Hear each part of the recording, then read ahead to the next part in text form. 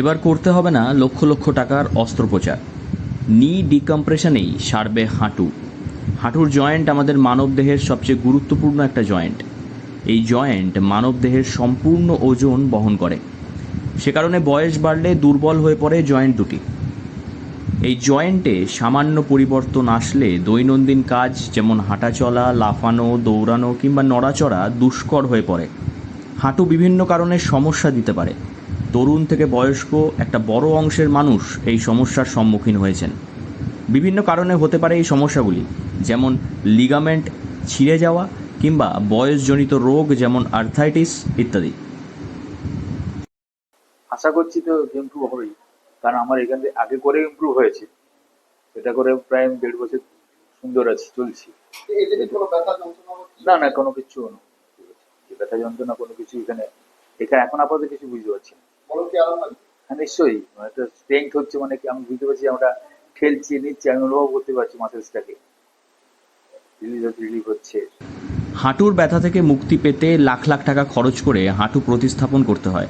তবে এবার আর হাঁটু প্রতিস্থাপনের পথে আপনাকে হাঁটতে হবে না।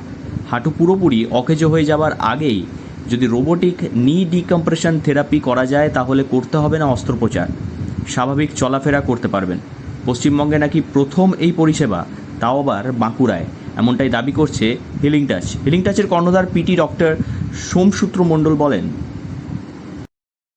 যে পেশেন্ট যারা 40 বছরের পর থেকে অস্টিওআর্থ্রাইটিস হয়, সেটা 65 বছরে একটা 99 ভাগ মানুষের যে একটা সার্জারির দিকে চলে যান, সেটা হয়তো 1 to 3% অফ মানুষদের পেশেন্টদের হাঁটু নি রিপ্লেসমেন্টের প্রয়োজন অ্যাকচুয়াল পড়ে।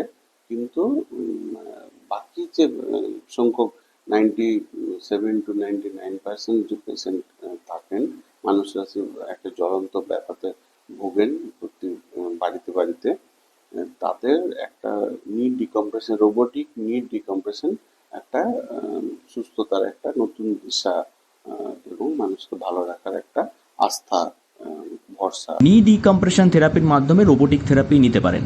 যান্ত্রিক পদ্ধতিতে বিশেষ ট্র্যাকশন সিস্টেমের ব্যবহার করে টিবিয়া এবং ফিমারকে আলতো করে আলাদা করে নরম পেশিগুলি সম্প্রসারিত করা হয়, যার ফলে অস্ত্রোপচার ছাড়াই এমন কাজ করা হচ্ছে বলে দাবি করছে এই সংস্থা। বাঁকুড়া থেকে নীলাঞ্জন ব্যানার্জির রিপোর্ট, লোকাল 18 বাংলা।